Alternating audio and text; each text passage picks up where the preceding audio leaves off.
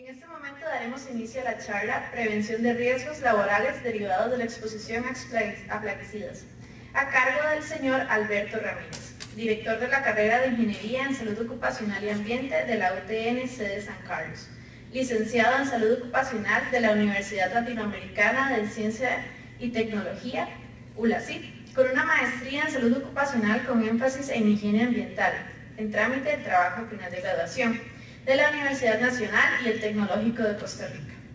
Posgrado en Seguridad y Protección Radiológica de la Universidad de Buenos Aires, Argentina. Posgrado de Especialización de Entornos Virtuales de Aprendizaje de la UTN y curso de especialización en Diagnóstico, Tratamiento y Prevención de Intoxicaciones Agudas causadas por plaguicidas, de la OPS INCAP. Representante actual de la UTN ante CANAPEP y miembro del Comité de Emergencia del Cantón de San Carlos. Fue coordinador, regulador de salud ocupacional y ambiente en el Ministerio de Salud por más de 20 años, para la actividad agrícola e industrial. Le damos la bienvenida al señor Alberto Ramírez. Bueno, buenas tardes, espero que ya hemos presentado durante la mañana. Como bien lo decía la presentadora, mi nombre es Alberto Ramírez. Soy el coordinador de la sede de San Carlos. Lo que le voy a hablar un poquito es de plaguicidas relacionado con los riesgos y de último vamos a estar mencionando como medida preventiva lo que son los exámenes médicos. Como somos pocos, yo tal vez le pediría un favor para sentirles un poquito más si se pueden hacer hacia adelante, a aquellos que tengan gusto. Bueno, vamos a iniciar porque yo creo que el tiempo se nos está yendo y ya es bastante tarde, entonces para no cansarnos mucho. Vamos a tratar de conseguir estos tres objetivos como parte de la charla. El primer objetivo trazado para la charla lo tengo es visualizar los principales riesgos de los plaguicidas, brindar algunas alternativas de prevención en los plaguicidas y dar a conocer los exámenes médicos como medidas de monitoreo ante la exposición a plaguicidas. Okay, vamos a ver si logramos esos tres objetivos al final de la presentación. Cualquier consulta la pueden hacer en el momento para efecto de no esperarlos hasta el final para las intervenciones. No hay ningún problema y también me disculpan por aquello que me gusta que sea la charla sea interactiva, un poco educativa a la vez. Para eso y no hablar solamente yo, en determinado momento le estaría tal vez haciendo una pregunta a alguno de ustedes para efecto que me ayude. ¿Ok? Bueno, vamos a hablar de lo que son plaguicidas y versus los riesgos de plaguicidas. La palabra principal en esta charla es plaguicidas, entonces, ¿a quién se le ocurre o a qué se deriva más o menos la palabra plaguicidas? ¿Qué creen ustedes de dónde viene? El origen, la etimología. Eliminación de plagas, correcto. Si vemos ahí, se me quedó el puntero un poquito, pero tal vez no estorbo acá. La parte plagi quiere decir plaga y la parte de sidas quiere decir muerte. Entonces es un poco la muerte de las plagas, que pues de ahí nace un poco el concepto de plaguicidas. Ok. Un poquito de historia. Tenemos ahí que en 1942 se da la introducción del DDT a nivel mundial. Ya en el año 1944 nace uno de los primeros herbicidas conocidos como el 2,4-D. Entre el año 1945 y 1955 se da la segunda generación de plaguicidas organofosforados y carbamato, que es aquí donde lo vamos a detener un poco más. Tenemos posteriormente en el año 1955 a 1960 todo lo que son los derivados de las triacinas y el amonio cuaternario. Ya para el año 1960 y en 1970 tenemos los productos conocidos como los fungicidas. En el año 1972 aquí es donde ya se comienza a hacer un poco más de regulación de los plaguicidas y en los Estados Unidos se prohíbe el DDT. En Costa Rica este mismo producto, por consecuencias a la salud pública, se prohíbe en el año 1988. En el año 1970, 1980, nace también o ingresa lo que son los plaguicidas derivados de los piretroides y ya en el 1990 se da una generación nueva que lo que se le conoce como plaguicidas ecológicos, conocidos como esterilizantes o feromonas. Ok, todo esto de los plaguicidas, actualmente voy a hacer un recorrido de algunos conceptos que tienen relación propiamente con la palabra plaguicidas y algunos efectos. Ahí vemos esa lámina donde en la Universidad de Costa Rica dice: la UCR detecta residuos de plaguicida en las fuentes de agua de la zona norte. Para los que somos de San Carlos y los que hemos trabajado en agricultura un poco, bueno, y en casi todo Costa Rica todavía digo, porque hay grandes sectores, la actividad agropecuaria es una de las más importantes de toda la actividad productiva. Y ahí la UCR menciona que en estudio detecta residuos de plaguicida en bajas concentraciones en fuentes de agua en la zona norte. Y hay uno muy conocido ahí como lo que es el Promacil, en el un agroquímico prohibido en otros países, pero aquí en Costa Rica bastante utilizado todavía. Bueno, esas son algunas de las noticias que se dan frecuentemente en cuanto a plaguicidas. El Servicio Sanitario del Estado, ¿alguien sabe qué es el Servicio Sanitario del Estado? ¿O quién regula los plaguicidas en Costa Rica?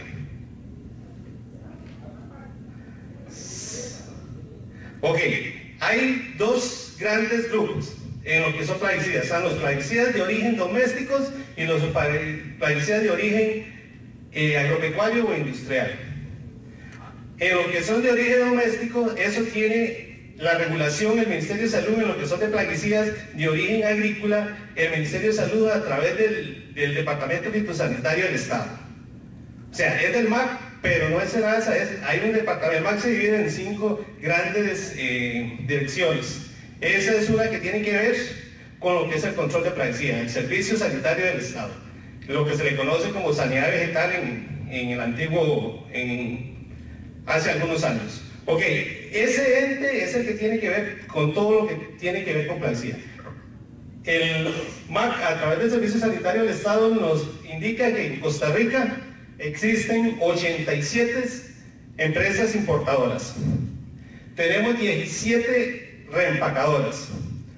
Existen 15 formuladoras, 30 empresas distribuidoras y 396 expendios o agroservicios de agroquímicos. O sea, es más que todo cómo lo tiene catalogado, lo tiene registrado el CFL en Costa Rica. Ok. Alguien tal vez, vamos a ver acá. Compañero, ¿cuál es tu nombre, perdón? Diego. ¿Cuál sería la diferencia entre una reempacadora y una formuladora?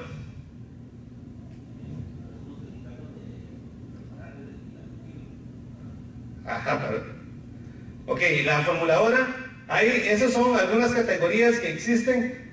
Hay empresas que reempacan, que tienen el producto ya el ingrediente activo y en estañones, en quintales o en sacos, y lo que hacen es pasarlos a un recipiente menor o a un líquido o un recipiente menor. Esos son los que son las reempacadoras. Y las formuladoras, ellos traen alguna molécula de otro país y se encargan de inyectarle o agregarle algún tipo de sustancia. Puede ser algún producto de, bueno, ¿qué le digo? Se utilizan lo que se le conoce como los mercaptanos o arena o piedra pómez, o algunos utilizan algunas otras sustancias como son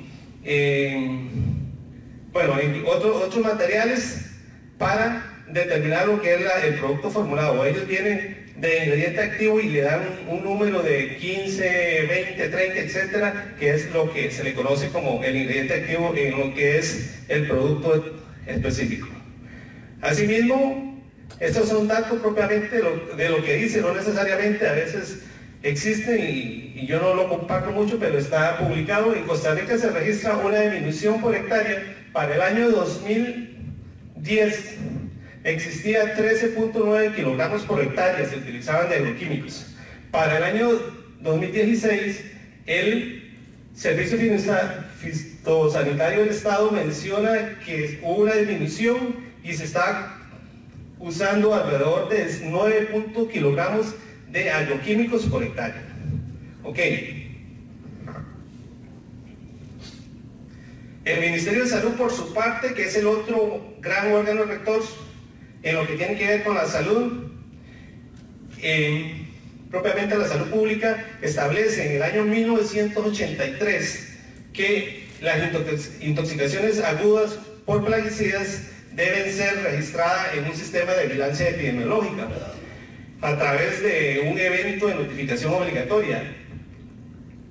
Este ministerio registra que en el año 2015 al 2017 se registraron 547 casos de intoxicaciones agudas. Ok, aquí me detengo un poquito para, como le dije, para no hablar mucho yo, y tal vez aquí a las compañeras que me acompañan allá, a Lucía. Lucía, en plaguicidas o en efecto propiamente los plaguicidas podemos clasificar las intoxicaciones de 3 tipos. ¿Usted se acuerda cuál, además de las agudas, cuáles otras 2 son? Ok, compañero.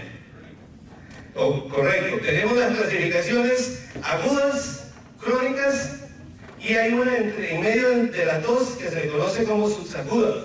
Ok, pero generalmente se clasifican para efecto del registro que lleva el Ministerio de Salud como intoxicaciones agudas o crónicas.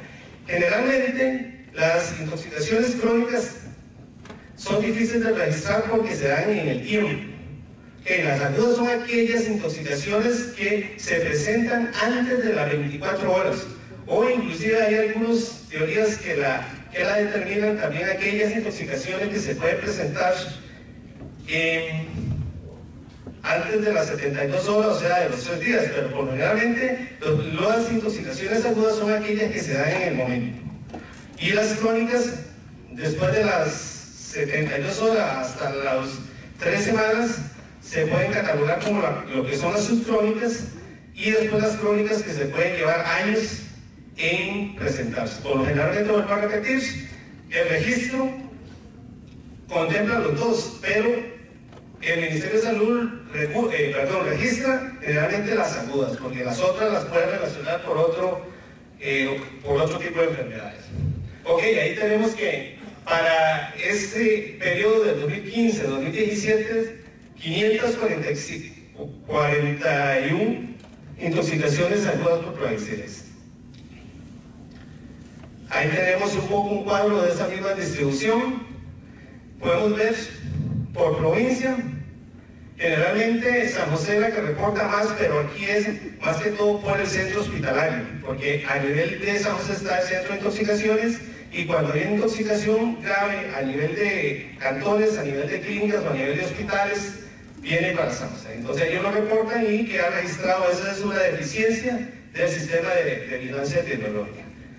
Sin embargo, ahí podría ser, yo casi me atrevo a responder que una investigación concienzuda debería ser, no sé, Alajuela, tal vez por las Piñeras en San Carlos, y Limón por las Bananeras, o tal vez Punta Arenas por la parte de las Palmas Africanas. Pero bueno, esa es una deducción que hago, pero generalmente San José y Punta Arenas son las que más reportan en los años 2015, 2016 y 2017. Aquí sí tenemos un dato bastante importante, que es allá en la parte, dicen, el periodo de intoxicaciones fueron más frecuentes en los hombres, representando el 84.3% de las intoxicaciones agudas. Por lo generalmente en agricultura trabajan más hombres que mujeres, entonces de ahí se da el mayor pico en trabajadores masculinos que en las mujeres. Ok, en ese mismo periodo de este cuadro. Y vamos a entrar acá a aspectos que ustedes ya conocen. Todos aquí, la mayoría son estudiantes, o hay algún agricultor de alguna empresa, ¿no? Ok, veo que son algunos colegios, los otros son, me imagino que aquí de la UTN. En salud ocupacional existe lo que es la cuantificación del riesgo. La cuantificación del riesgo se determina por lo que son los peligros, la exposición y la vulnerabilidad. En plaguicidas también se puede hacer esta misma relación para determinar el riesgo. Ok, ¿cómo lo hacemos? De la siguiente forma. Vamos a determinar algunos factores que modifican propiamente los químicos, o en este caso los plaguicidas. Tenemos los factores propiamente del agente, o sea, del producto, los factores individuales de la persona, o el trabajador, o el individuo, o el niño, y los factores propiamente del ambiente. Son tres grandes factores que en el momento que se unen, o se forman, o entran en contacto entre sí, el riesgo va a ser mayor, basado en los parámetros de vulnerabilidad y exposición.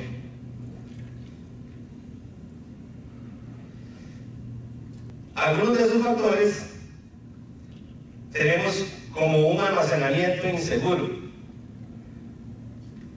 ¿Alguien que me podría decir qué es un almacenamiento inseguro? Sí, adelante. Hoy. Perdón.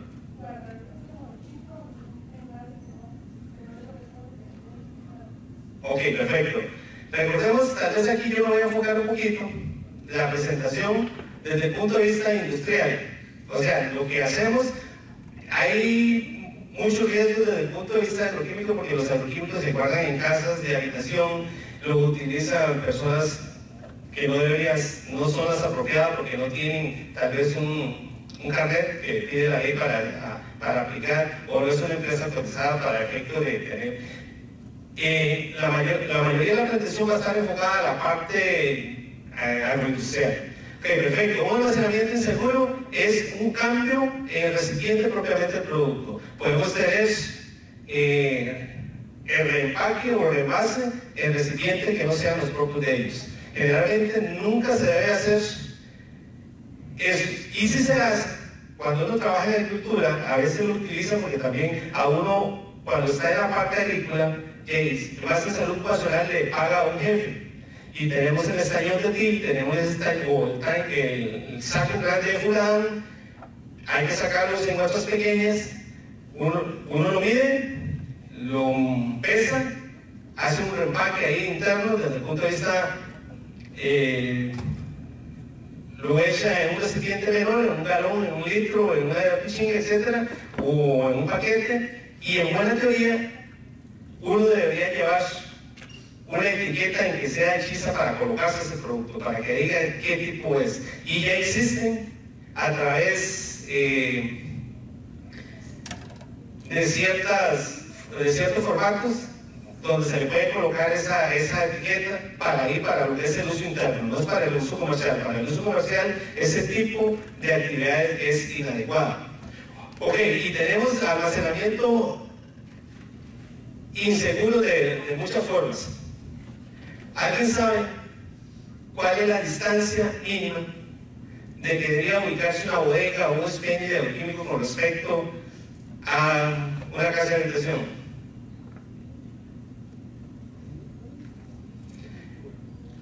Aquí, bueno, por ahí hay un chat, hay veces de los gremios de salud ocupacional donde es importante, donde se ve que muchos colegas preguntan cuál es la distancia, bueno, diferentes preguntas de todo tema. En la parte agroquímica eso es fundamental. Y uno, como profesional de salud ocupacional, debería, porque uno es asesor, se convierte en asesor de la empresa, se convierte en, qué sé yo, y más si es asesor privado, con mucha más razón debería manejar esos temas si está relacionado con la parte de agrícola o en la parte de plaguicidas. Porque hay diferentes tipos de ubicación. Si yo estoy dentro del rango, vamos a hacer por acá. Si las bodegas de agroquímicos y las bodegas de agroquímicos, y más que todo, o los expendios de agroquímicos de tipo comercial, uno de los requisitos para los permisos son el permiso de ubicación.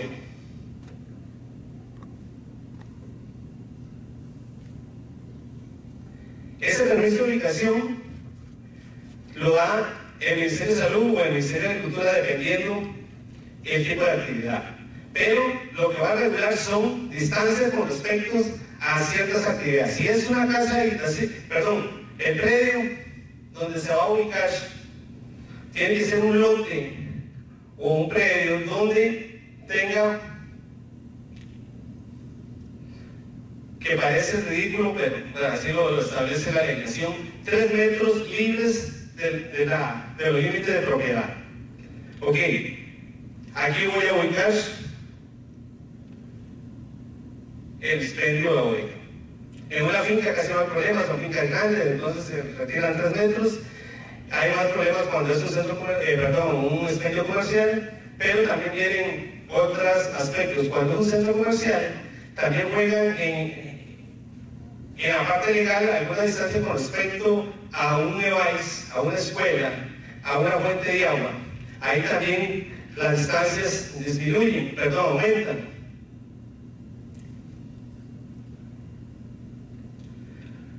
¿A qué distancia, la otra pregunta, debería estar un expendio o una bodega de un centro educativo? ¿Perdón? ¿Quién dice algo? ¿Alguna? 50 metros. Perfecto. Ok, de un centro educativo, de un centro de salud.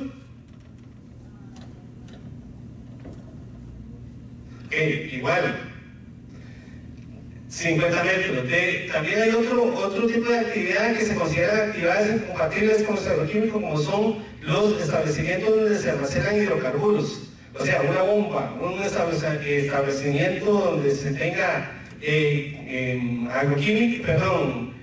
cualquier tipo de hidrocarburos, e inclusive los productos derivados del gas LP. Esos deberían estar a 100 metros de distancia. Bueno, y otros factores. Desde ahí empieza un poco con lo que es el permiso de ubicación, ubicar el almacenamiento inseguro o seguro. Eso para mencionar ubicación. Después podemos tener que todo establecimiento donde se almacene agroquímicos debería contar con pisos de cemento, con altura mínima de 3 metros, con buena ventilación del 20%. Bueno, una serie de factores que son importantes en lo que es la seguridad de las bodegas de agroquímicos. Ok, algunos otros factores que tenemos ahí, voy a mencionarlo rápidamente por efecto de la temperatura ambiental de exposición, ya esto viéndolo desde el punto de vista de aplicación. No es igual trabajar con agroquímicos en horas de la mañana donde la temperatura puede llegar a 27 grados, de 6 de la mañana a 11 de la mañana, que de 11 a 2 de la tarde donde la temperatura puede aumentar hasta 34, 37 grados. De ahí que la temperatura aumenta el grado de peligrosidad. El uso excesivo de plaguicidas, eso ni qué decir, es otro factor de peligro. Los remanentes de plaguicidas propiamente en el ambiente, eso se puede dar por diferentes formas. Las emisiones de los productos químicos, de cualquier tipo de productos químicos, se van a catalogar, me imagino que ustedes lo recuerdan, clasificar de diferentes formas en el ambiente a través de los gases, humo, vapores, neblinas, etc. Basado en esos remanentes que ellos existen, donde aplica lo que somos de salud ocupacional, es todo lo que tiene que ver con la higiene derivado de los productos químicos. Bueno, y qué decir, el uso de los agroquímicos sin, valga la redundancia, sin utilizar el equipo de protección personal en forma adecuada, que es todo lo que está presentando SONDEL en determinado momento. Allá mucho equipo de protección personal y la falta de información del riesgo, entre otros factores. Ok, en agroquímicos o en plaguicidas tenemos diferentes y variadas y muchas labores.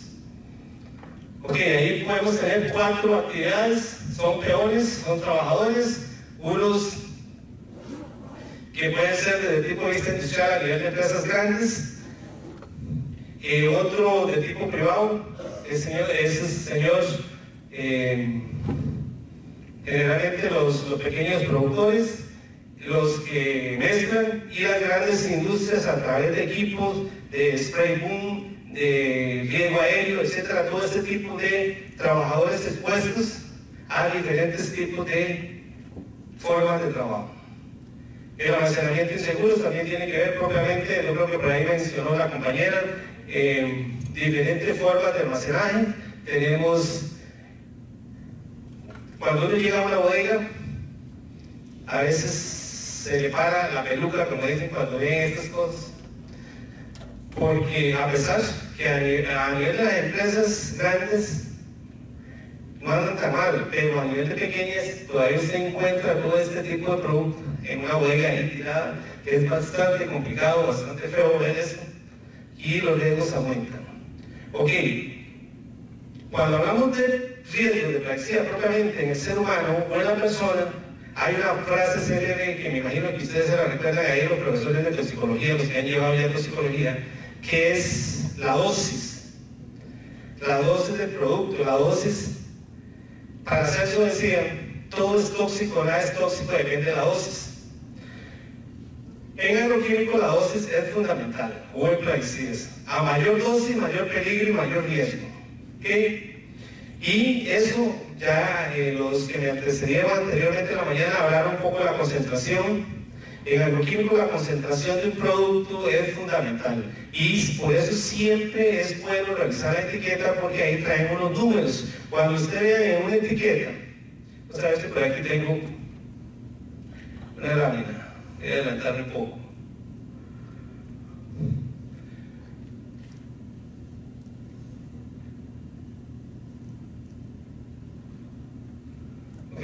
Yo creo que no se ve mucho, pero acá dice 10% de ingrediente de GR, ingrediente activo. Estos productos, a mayor número que exista acá, dependiendo de la banda, es la concentración. Esa concentración, ¿cómo se medía la concentración de acuerdo a quienes estuvieron en la charla del señor de la mañana? La concentración en un ambiente, en partes por millón.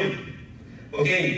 Dependiendo el agroquímico o dependiendo la plaguicida, una vez que entra en contacto con el ambiente o a través de las 5 formas en que se presenta, que son a través de gases, humos y vapores, dependiendo de la concentración se vuelve más tóxico. Bueno, eso, y la dosis está, toma en consideración muchos aspectos, como es la concentración propiamente en el ambiente, las propiedades del agente químico, la frecuencia de exposición, la duración de la exposición y la vía de exposición. ¿Cuántas vías de exposición podrían considerarse para un producto químico? De ingreso, perdón. Ok, perfecto. Tenemos diferentes vías de... Se me fue por acá. Bueno, ahorita le digamos. Cierto, existe la vía oral, la vía respiratoria y la vía dérmica. ¿Cuál creen ustedes que sea la más peligrosa en agroquímicos o plaguicidas? ¿Perdón?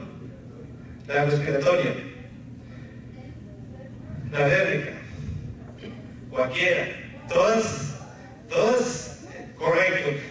¿Y de qué va a depender? Bueno, va a depender de muchos factores. Va a depender inclusive de la dosis, de la concentración.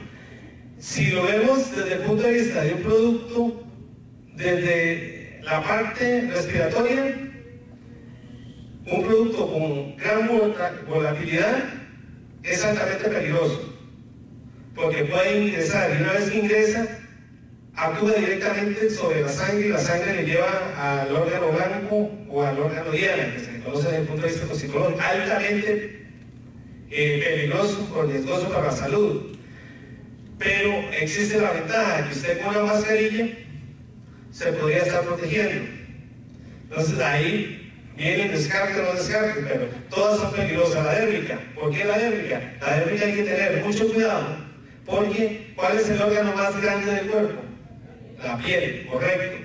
De ahí que hay que también protegérsela, pero usted ya necesita protegerse todo el cuerpo, que sé yo, la cara, las manos, las extremidades inferiores, las extremidades superiores, etc., porque siempre va a estar expuesto, pero igual va a depender del tipo de plaguicida. Hay algunos que tienen más afinidad o que son más volátiles y otros que no son,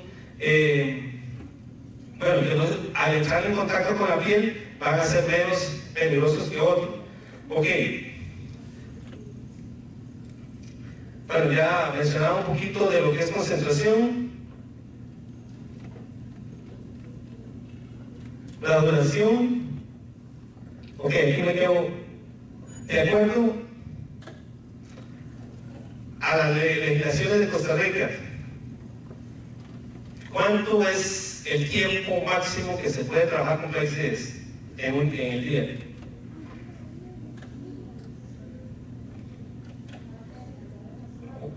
¿4 horas? Ok, ¿cuál es la jornada normal de trabajo al día? 8 horas, perfecto. En agroquímicos o en plaguicidas, la reglamentación menciona que son 6 horas máximo. O sea, usted, pero no es que quiere decir que le van a pagar 6 horas, usted le paga las 8 horas, pero trabaja 6 horas. ¿Ok? La jornada normal sigue siendo el pago obligatorio de 8 horas por una jornada de exposición de 4 horas por el riesgo. ¿Ok? La frecuencia de aplicación, ¿por qué le coloco esto? Porque más adelante vamos a ver lo más alto que se lleve la gente que trabaja con plaguicidas, la importancia de los exámenes médicos va a depender de la frecuencia del trabajador a que se expone. Sí.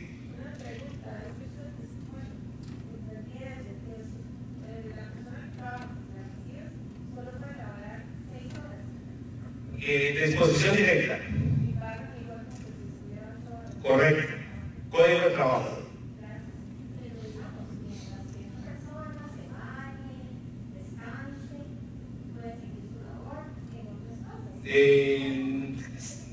Bueno, generalmente a nivel de experiencia y a nivel, esas 2 horas, o sea, es para que no esté directamente en contacto con los plaguicidas.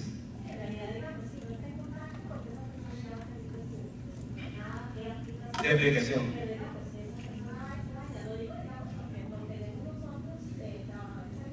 Ajá.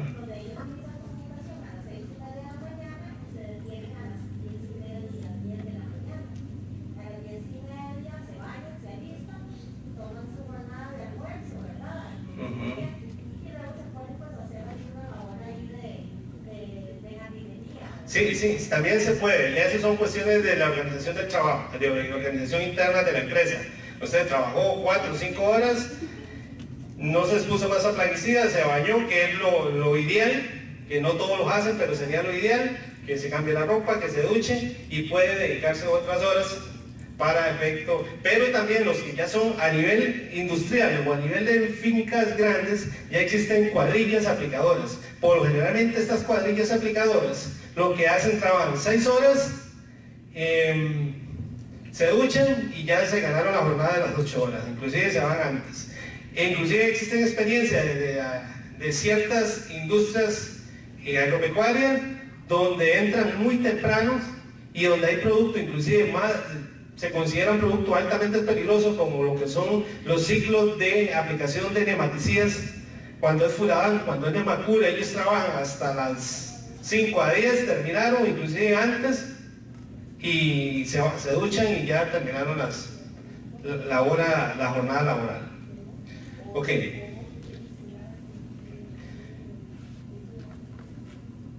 Para efecto de nosotros, hay mucho que hablar, pero por efecto del tiempo, vamos a enfocar un poquito las propiedades del agente químico de los plaguicidas en lo que es el tipo de formulación, la composición química y el grado de peligrosidad.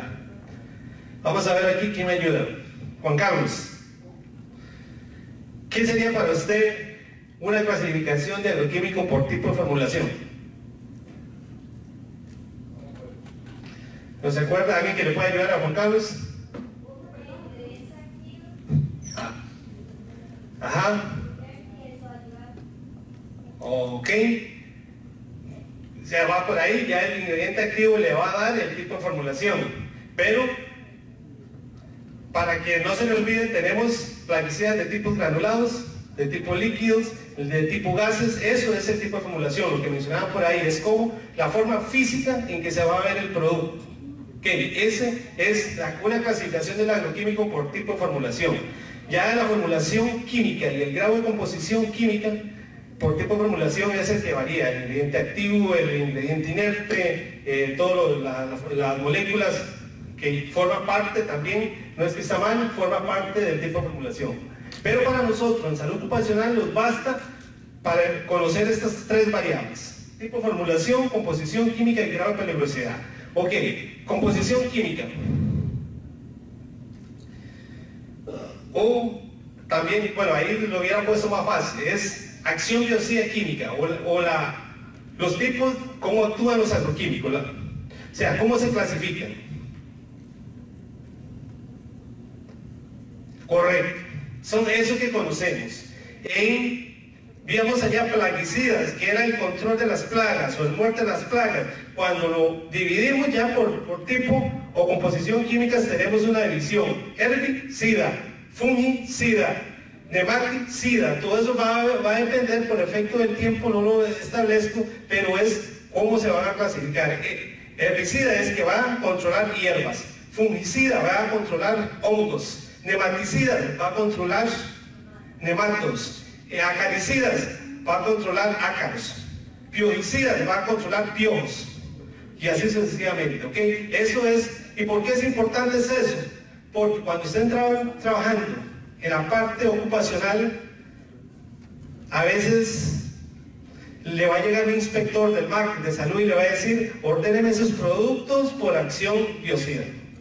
Y a veces se quedan, muchachos, si no sabe nada de eso, bueno, busque teoría o llame o pregunte, pero es eso, lo voy a clasificar por herbicida, fungicida, nematicida, etc. Ok, por grado de peligrosidad. ¿Cómo sería una clasificación por grado de peligrosidad? Fácil de reconocer. Por las bandas toxicológicas. Ok, y tenemos esas de ahí.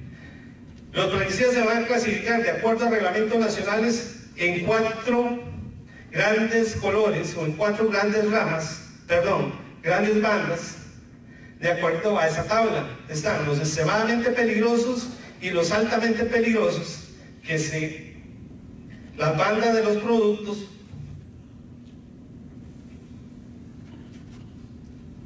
son esos que aparecen acá. Todo recipiente va a traer esta banda. De ahí le va a dar un grado de peligrosidad que le va a decir que es más tóxico uno que otro. Sí, dígame, joven. Perdón. Ok. Tenemos ahí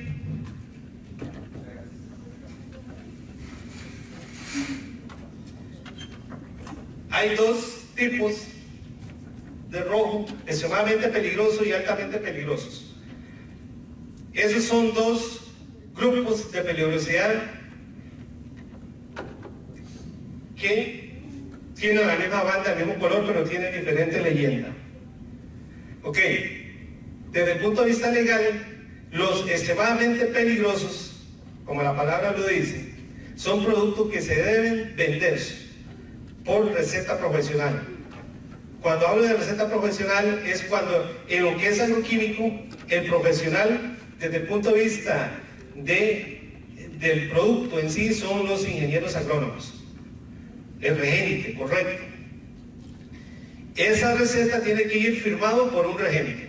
Okay.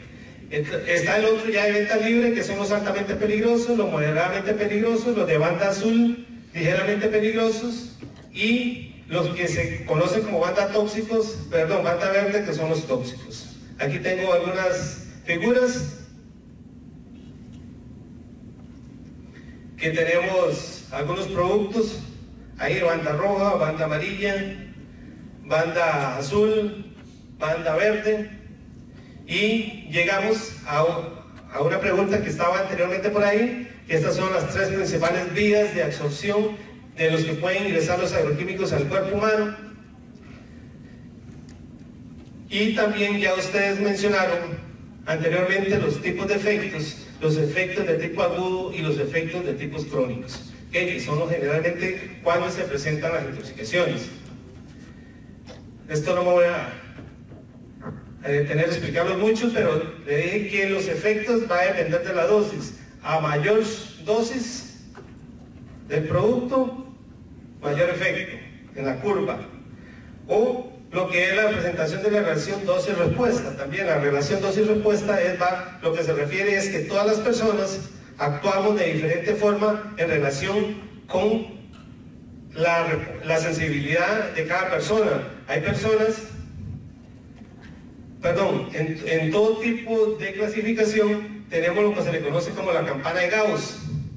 Hay algunos que son más sensibles, que pueden irse a los extremos, y los más resistentes al otro extremo. O sea, un mismo producto puede ser que represente una mayor respuesta en una persona y en otra no. Es igual como los que toman un tapiz por ahí, algunos un trago ya están borrachos y otros se toman toda una botella y no le va a hacer nada.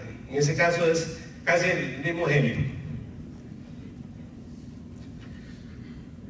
Vamos a entrar aquí a hablar un poquito lo que son los plaguicidas organofosforados y carbamato, que es los que me interesan para efecto de ver la importancia de los exámenes médicos. Existe un reglamento para lo que son los exámenes médicos de las precauciones expuestas a plaguicidas.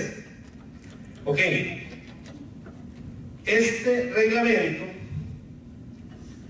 aplica para todos los plaguicidas, pero hay unos específicos que, además del examen médico y el examen de gabinete, que ahorita vamos a ver qué es, requieren lo que se le conoce como exámenes de colinesterasa.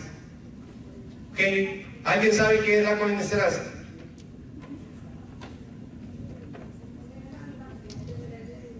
Correcto, es una enzima que tenemos en el cuerpo, y es esa enzima que lo que le da es el impulso al sistema nervioso central para que podamos actuar.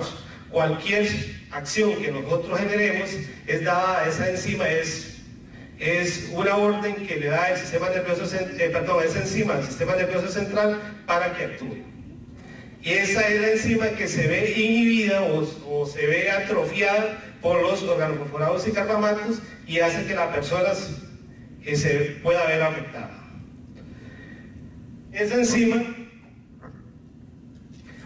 más bien aquí en esta lámina lo que quiero decir es los productos organofosforados, la composición química se representa de esa forma. Son los organofosforados, pues a eso se le llama, son compuestos que tienen en su composición fósforo, como lo vemos allá en la P, y algunos radicales libres, que son los oxones y los tiones. Cuando se unen desde el punto de vista del enlace, van a formar lo que se le conoce como los productos organofosforados. O sea, son enlaces de tiones y oxones, son productos tóxicos, moléculas tóxicas que se van a unir al fósforo y van a hacer que el producto se arme la molécula, y esa molécula sea tóxica, más tóxica para la persona. Algunas características de estos productos es que son poco volátiles, se hidrolizan fácilmente en medio alcalino, o sea, son de baja resistencia. Los organofosforados, tal vez en la historia no me quede un poco, la historia menciona que uno de los mayores agroquímicos, o los mayores, plaguicidas que causaron estragos o consecuencias de la salud para Costa Rica y el mundo fue el DDT. ¿Todos saben qué es el DDT? Bueno, es que hay muchas caras jóvenes. Pues el DDT fue un producto, los primeros que nacieron, que salieron al mercado, que se utilizaba para controlar la malaria y la fiebre amarilla. Esos productos eran buenísimos para esos insectos, pero eran muy malos para la salud, porque ellos no acaban de una forma aguda, sino más bien crónica, o sea, en largo plazo. Y se almacenaban, o eran productos organoclorados que se almacenaban en las partes grasas, en las partes donde el cuerpo humano tiene más grasas. En el caso de las mujeres, en la parte de los pechos, y entonces en la parte le daban a la hora, esos productos al ser organoclorados eran persistentes. Estos organofosforados son de baja persistencia, eso eran de alta persistencia, o sea, se eliminaron los organoclorados, pero vinieron los organofosforados, que si bien es cierto, tal vez, yo diría, es una percepción muy propia, se mejoró un poco porque aquellos usted siempre lo iba a tener. Estos, si los controla, los puede eliminar más fácil. O sea, hay menos persistencia en el ambiente y en las personas. un órgano clorado se mantenía. Hay personas, inclusive, yo creo que por ahí en la presentación mencionaron, pero esa no es la idea. En el Ministerio de Salud, yo trabajé mucho para el Ministerio de Salud un tiempo, y se le hizo en el año 1000, el DDT salió de Costa Rica, como vieron en la presentación, en el año 1988 salió del mercado. Sin embargo, cuando existió un departamento aquí a nivel del Ministerio, que se llamaba Departamento de Sustancias Tóxicas y Medicina del Trabajo, en el año 1995, a esos trabajadores, a la gente que aplicaba DDT para controlar dengue y malaria, se le hizo un análisis y determinó que muchos de ellos tenían DDT. O sea, es un producto que se mantiene mucho en las partes grasas. De ahí que los vinieron a sustituir los organofosforados, pero los organofosforados, ese es el problema, es que inhiben la colinesterasa. Y vamos a ver qué es eso. Bueno, aquí tengo solamente unos nombres, que no se lo aprendan, simplemente es para que si los escuchan por ahí, son los de mayor uso, como tenemos en los comuafos, el nombre común y nombre comercial. Ok, tal vez esto, para aclararlo rápidamente, los productos químicos tienen la particularidad que a veces los confunden. Tenemos un nombre que es común o científico, o un nombre comercial. Un común puede aparecer en el mercado con varios nombres comerciales. Ahí hay unos ejemplos. Generalmente se conocen más los nombres comerciales como el Asuntol, el Conte, el Masudrin, el Malatión, el Etanol, el Furadán, el Rugby, toda una serie de productos que son de tipo comercial, y cuando se hablan de tipo genérico o común, podemos hablar del Diacinón, el Malatión, el Paraquat, el Furadán. Todos, hay que ver todo ese tipo de clasificaciones que se pueden dar. Ok, vamos a quedarme aquí en esta lámina. Es importante mencionar que, o más bien, ya le mencioné que los organofosforados y carbamato inhiben la colinesterasa. Vamos a ver por acá para que no se me duerman. ¿Cuál es su nombre hoy? Patricia. Por ahí ya se mencionó qué era la colinesterasa. ¿Qué es? Ok, perfecto. Pero así, en términos que no se le olvide, es una enzima. Correcto, es una enzima que es la que va a permitir generar los impulsos al sistema nervioso central. Ok, esa enzima tiene esta circulación. Tenemos el sistema nervioso central, y el sistema nervioso central se va a dividir en un estado sináptico y en un estado parasináptico. No voy a entrar ahí para no hablar mucho de toxicología, pero para que me entienda, una neurona quiere hacer algo y le da la orden a otra para que puedan actuar en los dos estados, en un estado sináptico y un estado parasináptico. O sea, tenemos una neurona acá y otra acá. En una persona normal y no expuesta a plaguicidas, este es el trayecto, esta bolita es acá.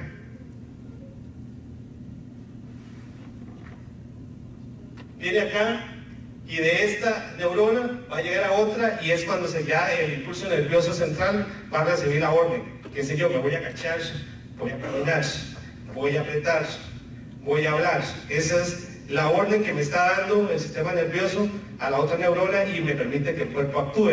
Cuando un órgano fosforado ingresa a la persona por medio de cualquiera de las vías que hayamos visto, que podría ser por la respiratoria, la dérmica, la oral, ella ingresa al cuerpo humano,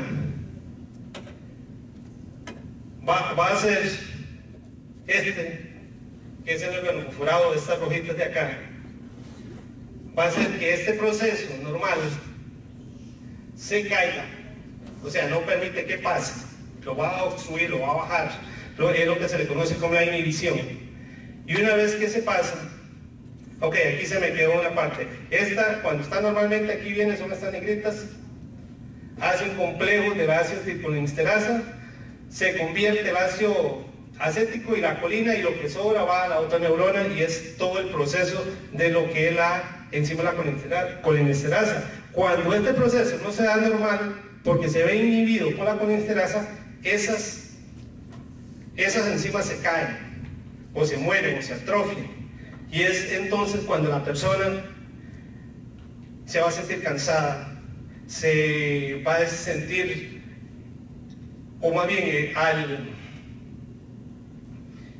el sistema nervioso central tiene órdenes a veces de actuar en diferentes partes del cuerpo, y en partes buenas, qué sé yo, respire normal,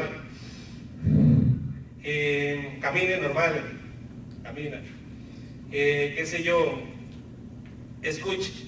Bueno, todas esas son órdenes que le da una neurona a otra, de un estado a otro. Cuando eso no se está dando, cuando eso se ve interrumpido, hay por órgano fosforado o por cualquier otro producto, eso no le está llegando al sistema nervioso central y existen desviaciones. ¿Por qué hay debilidad? Hay veces hay mareo. Porque esa circulación no se está dando. En el caso de los plaguicidas, uno de los aspectos importantes es vómito, porque los vómitos es cuando el sistema digestivo entra en funcionamiento adecuadamente. Cuando hay un error en el cuerpo humano, va a ser que no llegue al esófago, que no llegue al estómago y se devuelva. Es algo anormal. Entonces también los plaguicidas reaccionan con vómitos, pueden reaccionar con defecaciones, con orinas, todas estas cuestiones, porque el sistema se descontrola, no está actuando adecuadamente, y entonces vienen esos descontroles. Y esto lo ocasionan los órganos fosforados cuando inhiben la colinesterasa. ¿Y qué es la inhibición de la colinesterasa? Ok. Bueno, la colinesterasa es buena porque es una enzima normal que la debemos tener. El problema es cuando se baja o cuando está por debajo de los parámetros normales, que empieza a afectar. Tenemos dos tipos. Bueno, ahí está el concepto, pero no se ve mucho.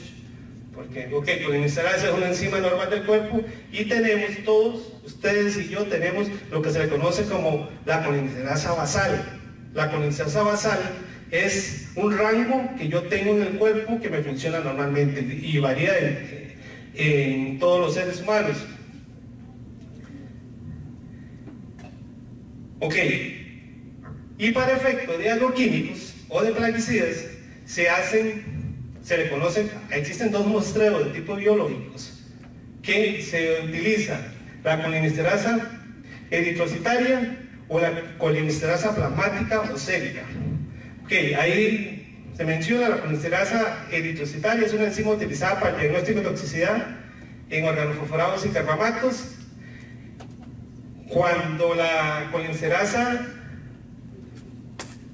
eritrocitaria se ve afectada por los órganos fosforados, es irreversible, o sea, los órganos fosforados, una vez que disminuyen la colinesterasa, se va a mantener, o sea, no se puede volver a subir. En el caso de los órganos fosforados, en el caso de los carbamatos, sí es reversible. Y se utiliza desde el punto de vista como monitoreo biológico para determinar la exposición crónica. Todos saben que es un monitoreo biológico.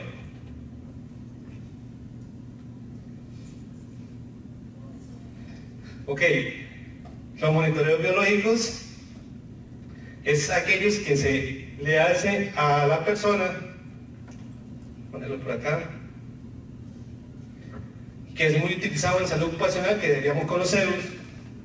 Son técnicas científicas para determinar cómo está actuando la parte biológica en el cuerpo, y se hacen por diferentes formas. Existen por fluidos biológicos, o sea, muestreos de sangre, muestreos de orina, muestreos de saliva, muestreos de partículas de ciertas partes del cuerpo. Eso es un muestreo biológico, o sea, usted lo agarró y lo metió en un laboratorio y le va a dar una muestra y le va a decir en qué condición está. Ese es un muestreo biológico. Bueno, ahí mismo dice, son exámenes laboratorios médicos para determinar exposiciones anuales, periódicas o anuales, y los resultados, una vez que tenemos los resultados, los comparamos con una tabla. Esos son lo que es, cuando usted oiga la palabra, se realiza monitoreo biológicos, es eso, un tipo de exámenes que se le hace a una persona para compararlos. Estaba tenemos dos tipos de colinsterasa, entonces la hidrotricitaria y la plasmática. La plasmática es para determinar exposición crónica y la plasmática, perdón, la hidrotricitaria para determinar exposición crónica y la plasmática para determinar intoxicación aguda, o sea, en el momento. El reglamento,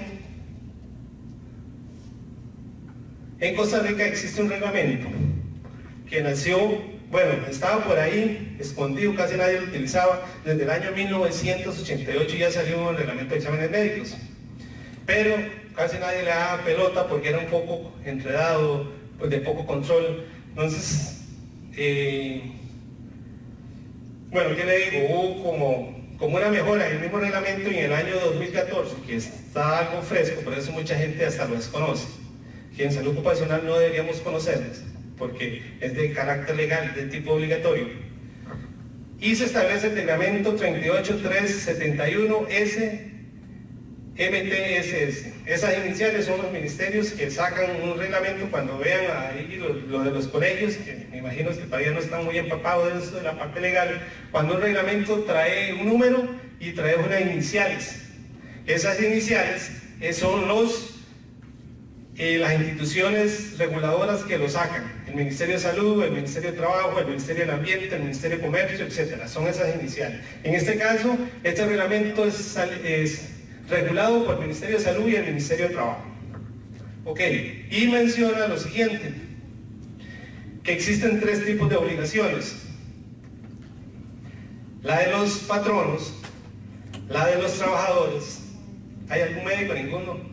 Ok, y de los médicos, porque tiene que ver con lo que es el monitoreo propiamente, en los monitoreos biológicos. Vuelvo a repetir que puede ser de sangre, puede ser de orina.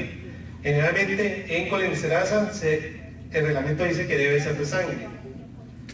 Ok, y esas son algunas de las... Ya vamos a entrar propiamente al reglamento, estamos en el reglamento. El artículo 5 y 6 dice que toda persona o todo patrono debe garantizar que los exámenes médicos de exposición se realicen a las personas trabajadoras.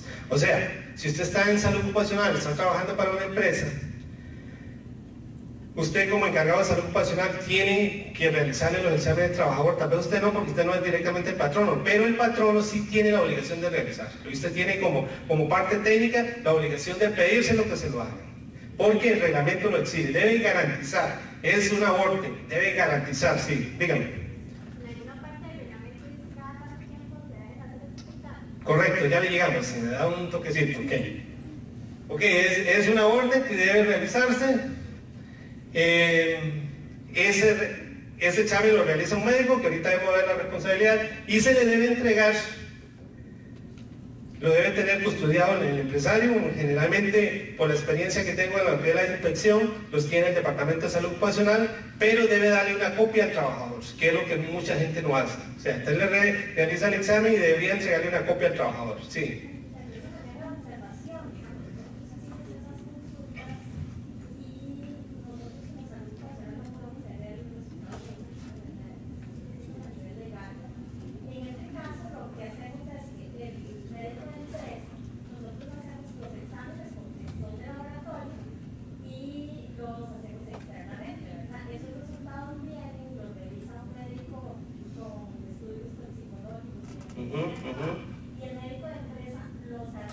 Ok, perfecto, totalmente de acuerdo, excelente, excelente observación. Nada más que debe decirle, los médicos generalmente llegan a la empresa por servicios, o por horas, por tiempo, pero eso va a depender de la empresa.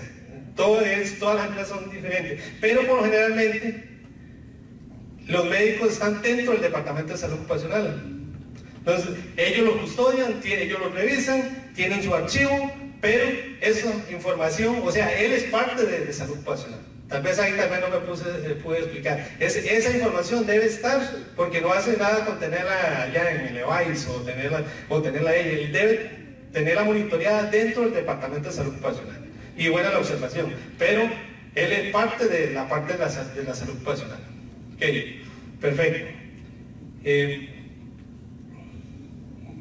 Vamos a ver acá. Aquí ya viene la parte del médico. No, más bien lo que debe contener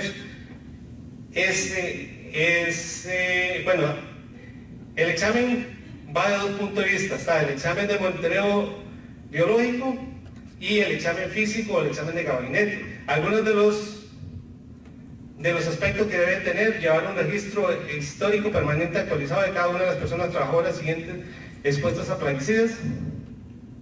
Inclusive es una mezcla, hay veces, porque el médico lo que lleva es el control y el análisis propiamente, pero a veces, ¿quiénes son los que se ponen a plaguicidas? ¿Cada cuántas horas expones? Generalmente el de salud ocupacional, que en buena teoría también debería ser el médico, pero el médico difícilmente te lo va a ver en el campo. Algunos sí lo hacen, otros no, pero él va a saber, qué sé yo, Doria, Juan Carlos, son todos los que trabajan, son los que van a mandar. Uno le llena la lista y se lo envía. Llega el que toma el laboratorio, le saca la sangre, le envía el examen al responsable de salud ocupacional, y el de salud ocupacional se lo pasa al médico para que lo interprete. Eso depende mucho de la empresa. En las empresas que yo estuve en la parte agrícola, en Polo, en Findeco, entonces generalmente eso depende cómo se realice, porque a mí me llegaban, yo no gastaba tiempo en revisar, porque además no era mi función, y para eso le pagaba al médico, agarraba todo, me revisa eso y le da su recomendación. Ok, esos son algunos de los aspectos que deben tener lo que pide el reglamento. Y aquí viene la responsabilidad médica, que es el otro. El reglamento, por eso dije, tiene tres grandes personas que interactúan: el patrono, el responsable, el médico, que tiene responsabilidad médica responsabilidad profesional, y aquí lo salvamos un poquito nosotros. En ese punto sí tiene el propio de la mente de salud ocupacional, y en lo que es el examen propio no tenemos responsabilidad. Esos son algunos de los aspectos que debe tener el dictamen o el examen: nombre de la persona, identificación, lugar de trabajo, actividad, porque además del análisis de laboratorio, él tiene que hacer todo un análisis o un desglose de esos son algunos aspectos que consideran. Y el trabajador es el trabajador. ¿Cuál es la responsabilidad de él? Someterse.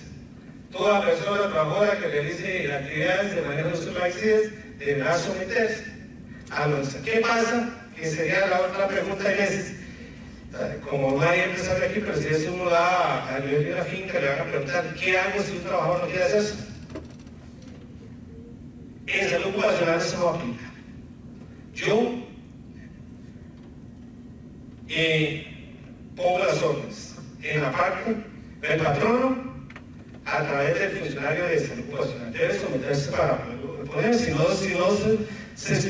no permite que le tome la muestra, eso se llama, me decía la pregunta por otro lado, debe haber, todo un reglamento por otro lado, que es el consentimiento informado. Ok, uno le pide el visto bueno a él para decir: tal día todos tienen que estar de acuerdo, porque es como, es un requisito para poner. Si él no quiere, simplemente le digo: oye, no puedo ponerlo a trabajar. Y si era para ese puesto, difícilmente no me va a servir. Y si dice: no, le voy a quemar otro puesto, se puede dar, esa es la parte legal un poco. Si usted no lo contrató directamente para eso, lo puede colocar en otro puesto. Pero si no, también existe la parte del Código de Trabajo, que como medida preventiva, usted no puede hacer expulsión. Hay la expulsión positiva y la expulsión negativa también, que lo permite el reglamento. Bueno, este reglamento no, sino el reglamento de trabajo. Ok, el trabajador debe someterse al examen. Y vamos a hablar del examen de predisposición y el examen periódico y la frecuencia. El examen de exposición, así rápidamente, está dividido en dos, que es el examen médico y el examen de laboratorio y gabinete. El examen médico, que debe contemplar una historia clínica completa de predisposición. Vamos a ver acá. Estos muchachos de morado, cualquiera. ¿Qué es un examen de predisposición? Perfecto. Un registro de antecedentes hereditario debe contemplar análisis médico, o sea, todas las patologías que ha padecido usted y la parte del padre, la madre, entonces, para ver si usted es vulnerable o no vulnerable. Una historia ocupacional, la historia ocupacional es sumamente importante, en salud ocupacional esa no puede faltar, es en qué trabajó anteriormente, en todos los puestos que ha tenido, a qué se ha desarrollado, toda una historia ocupacional, si ha tenido accidentes, si ha tenido intoxicaciones, de cuántos años tiene de trabajar, toda una historia ocupacional. Y el examen físico que debe tener esas partes, incluyendo el examen físico neurológico, el examen oftalmológico, de agudeza visual y de fondo de ojo. El examen de laboratorio y gabinete, lo que dice, o sea, el examen general de orina y de prueba de función renal, hemograma completo, las pruebas de función hepática, la determinación de la colinstracia eritrocitaria esclerótica y la radiografía de tórax. Lo vamos a quedar un poquito acá, que es lo que más nos interesa por el momento, más que no existen medios. Ok, el periódico, también el mismo reglamento habla de haber un examen periódico, de acuerdo al artículo 10, y los objetivos son esos que están ahí: detectar, prevenir y determinar que la persona no se nos vaya a enfermar. Y el monitoreo periódico debe ser anualmente, el monitoreo médico, perdón. El de laboratorio, que incluye las pruebas de colinstracia eritrocitaria esclerótica, se deben hacer o se hacen.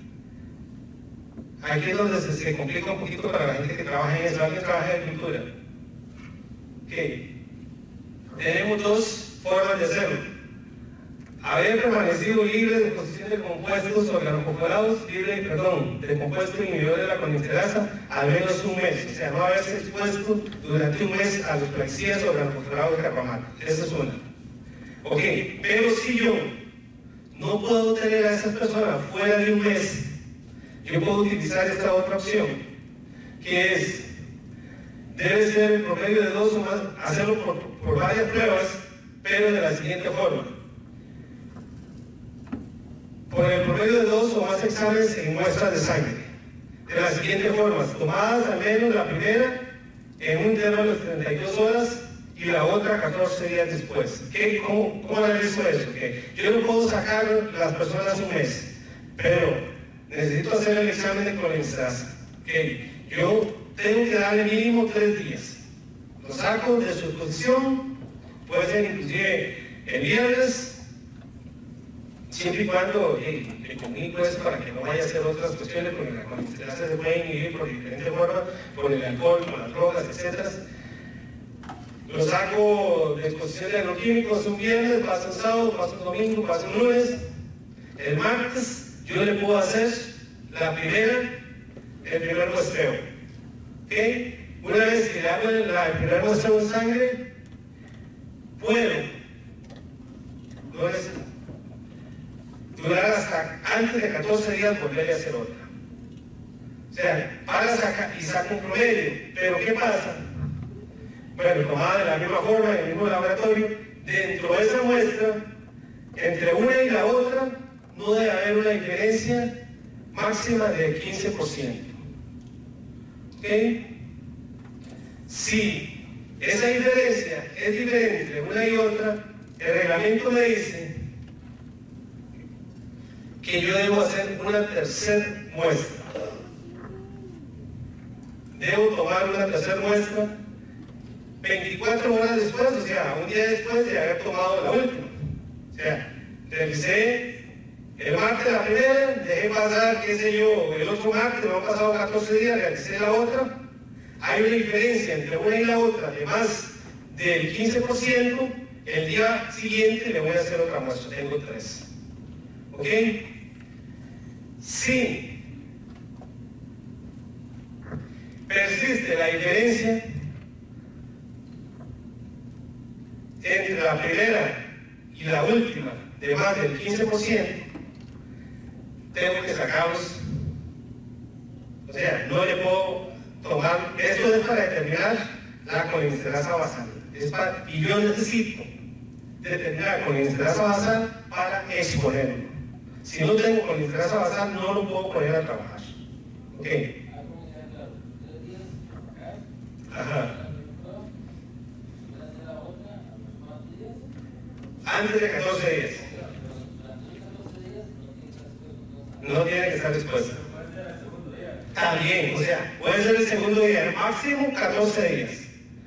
No lo podría dejar pasar si después de observación lo que dice Dorin, porque 14 días le va a costar más monitorear. Entonces usted lo hizo hoy, le puede hacer la otra mañana. Correcto. Y si hay una diferencia entre una y la otra de más del 15%, tiene que ser una tercera más. ¿Ok? Por ahí, claro.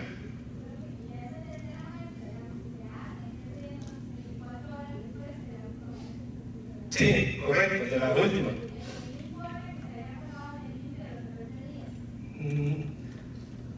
Bueno. Los 14 días, para la segunda prueba, después de usted hizo la primera, al segundo día o al quinto o al tercer día hizo la segunda, y ya si hay diferencia, entonces hace la otra 24 horas después. Sí, 24 horas después de la última. Y saca un promedio de las 3 para determinar la colinsterasa basal. ¿Qué sé yo? Colinsterasa basal, porque usted la debe tener.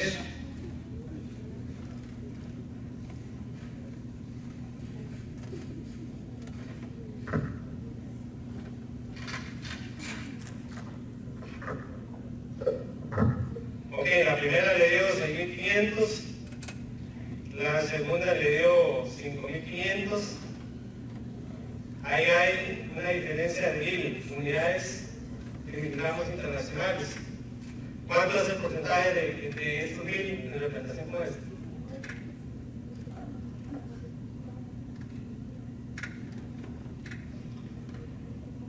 Anda como alrededor de... o sea, la diferencia entre una y otra no debe ser 15%. Hágalo fácil, así. El 15% de 6.500, ahí tal vez alguien con la computadora da como... ¿Alguien lo dice? No. 15% de 6.500.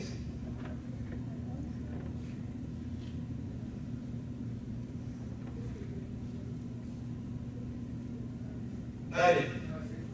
975, correcto. Hay una diferencia de 1.000, que es poca, relativamente poca.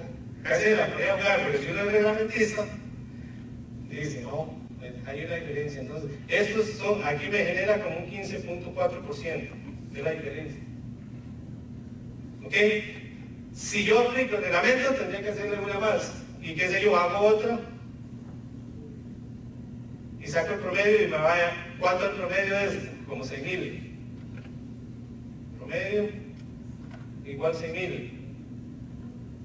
Ok, ahora sí tengo 6.000, le saco el 15. Ahí sí me está dando. Pero ya con y esta es la que voy a registrar como colinsterasa basal. Ok, y era una pregunta ahí de que si fuera parte del curso de examen. ¿Cada cuánto se hace la colinsterasa basal? ¿Perdón? Bueno, si no lo han leído, no hay problema que no lo sepa. La colinsterasa basal debe realizarse, la basal, para determinar la basal. No estamos viendo el periodo de la intracitaria ni la plasmática. La colinsterasa basal se determina, que es la que yo tengo en el cuerpo. Normalmente debería hacerse si la persona está expuesta a plaguicidas, o inclusive uno para conocerla es como el examen de sangre, como la... bueno, ya se me puede leer ejemplo, pero uno debería conocer más o menos, le pregunta cuál es la colinsterasa basal, entonces uno debería conocerlo un poquito. En ese caso, uno debería hacérsela cada 2 años, para conocer la basal. La basal, ok, y esto lo establece el reglamento en el capítulo 14. Ahorita le digamos. Ok, pero eso es simplemente para determinar la basal. Y para cerrar con la pregunta de Juan Carlos. Ok, yo realizo hoy, que no me pase los 14 días, puede ser pasado mañana, inclusive vuelvo a monitorear. Si no hay una diferencia del 15%, entonces saco el promedio y esa es la basal. Si hay una diferencia, hago la tercera. Y saco el promedio de las 3 muestras. Si ese promedio, si no hay una diferencia de la última con la primera, más del 15, si hay más del 15, tengo que sacarlo. O sea, no le puedo tomar la basal y no lo puedo exponer a plaguicidas. Tengo que sacarlo un mes. Pero si me da menos del 15, entonces yo saco la basal y esa es la que registro. Juan Carlos, con interés a basal, 6.000. Dorian, con interés a basal, 5.000, porque todos somos diferentes. Esa es la que usted va a regular posteriormente en el examen de monitoreo, que no le bajen un porcentaje, que ahorita vamos a ver cuál es ese porcentaje. En la basal. Ok. Sí.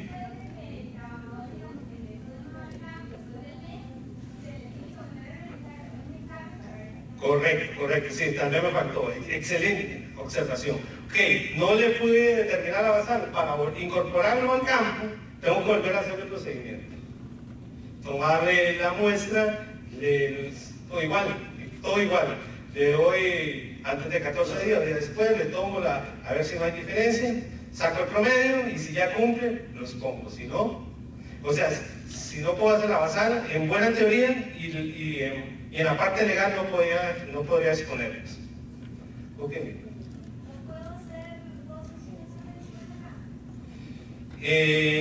Bueno, por lo generalmente se ha hecho la consulta a la caja y es que ya no se está viendo como un servicio de trabajo. Sin la caja más que todo es de salud pública y ahí cuando son exámenes de ese tipo se consideran medicina privada o medicina de trabajo, que es la que la caja no hace. Hay algunos que sí lo hacen, pero a veces los devices o la caja...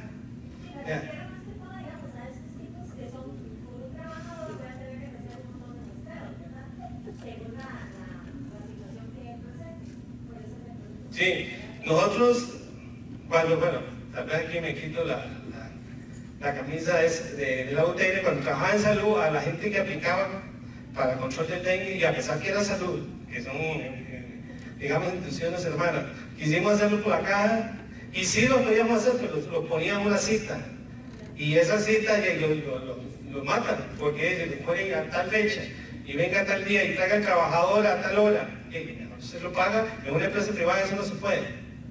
Y entonces ahí pagamos, a tal hora llega, inclusive en la privada no tiene ni que ir al laboratorio, llega el laboratorista y le toma la muestra. Entonces se evita todo. Generalmente a nivel privado, tal vez uno como persona, sí, a veces yo al menos nosotros en salud, pero por política interna, pedíamos ahí al doctor, doctor, póngame ahí con Insterasa para ver cómo estoy. Entonces, chequeaba ahí, los teníamos, pues. No estábamos expuestos a plaguicidas, simplemente era para saber, como le digo, es bueno conocerlos a veces. Ok, para continuar ahí, ya eso ok, aquí ya estamos en la frecuencia, también para contestar. Aquí ya entrando a la frecuencia de los compuestos inhibidores de la colinsterasa. Durante 20 horas o más en un periodo de 30 días consecutivos. O sea, si yo debo hacer esta muestra en la frecuencia, si tengo durante 20 días consecutivos de trabajo, la persona trabaja más de 20 horas, o se expone más de 20 horas, yo tengo que hacerle cada 4 semanas este examen. O sea, ahí lo importante es saber, pero expuesto a plaguicida, es como mucha gente decía, porque es mucho. Pero recordemos,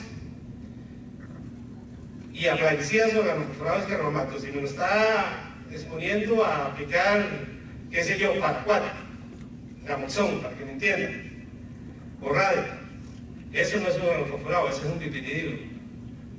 Ese no me lo aplica. Si lo estoy poniendo a un, qué sé yo, bueno, ya sí es contra, hay que saber, y es organofosforado de carbamato. El clorofilifos, ahí sí es un organofosforado, entonces yo ahí lo monitoreo cada 4 semanas. Si la persona está expuesta más de 20 horas, ahí lo que yo recomiendo es que llevemos un control, porque puede ser como, el tiempo puede ser más de 4 semanas, puede ser menor, o inclusive se puede ir hasta meses, porque hay gente que se expone 2 horas, 3 horas, y entonces te va a llevar propiamente expuestos a agroquímico, ¿no? Puede durar hasta, qué sé yo, no 4 semanas, sino 8 semanas, 12 semanas, etc. Llevar como ese control, para no estárselo haciendo. Si se expone más de esto, yo sí debo estarlo monitoreando cada 4 semanas. ¿Qué pasa? Ok, aquí era lo que le decía. Esa es la frecuencia. Yo lo monitoreo cada 4 semanas, simplemente si cumple más de 20 horas, en 20 días consecutivos de trabajo. Pero esta es la mina de lo que me dice es otra. ¿Qué hacer en caso de disminución? Cuando el nivel de la colinsterasa eritrocitaria haya descendido en un 20% y la colinsterasa plasmática en un 30% de su nivel, yo tengo que ya tomar controles. O sea, tengo que ver que algo que está pasando. En esos casos, yo ya tengo una intoxicación crónica. Algo está pasando, hay un desnivel del 20% en eritrocitaria y del 20% en plasmáticas.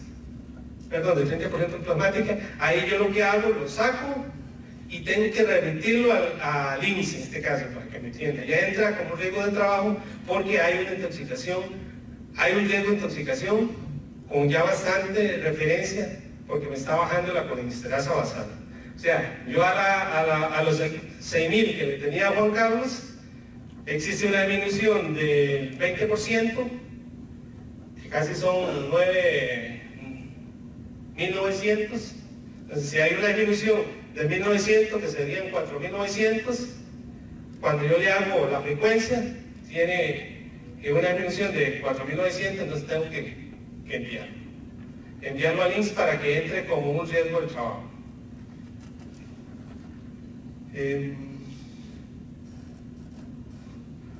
Bueno, por ahí casi es lo que quería comentarles. Más bien, bueno, hemos hecho las preguntas, pero gracias por su atención. Y si hay más preguntas. Sí.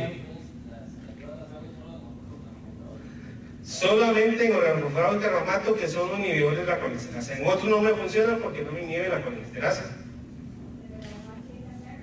¿Perdón? El anual sí, porque el anual, ok, que les quede claro esto. Si yo dentro de mi lista de agroquímicos no tengo organofosforados y carbamato, no hago la colinsterasa. Dentro, porque no me va a aparecer nada. Sí es bueno hacerlo desde el punto de vista del de gabinete, porque el gabinete sí me va a pedir cuál es la colinsterasa basal.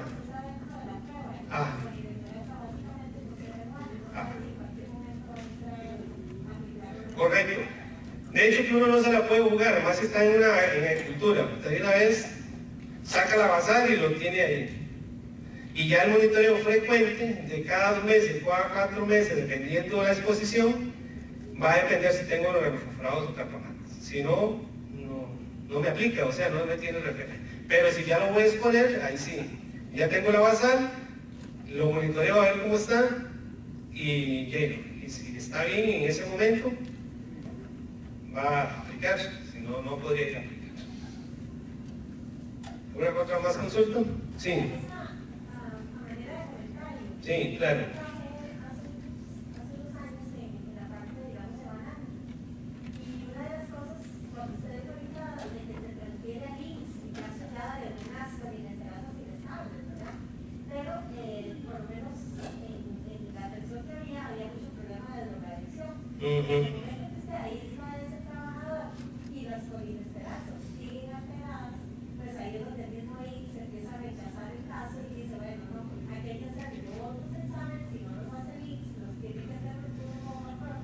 para ir monitoreando la parte de contratos de drogas.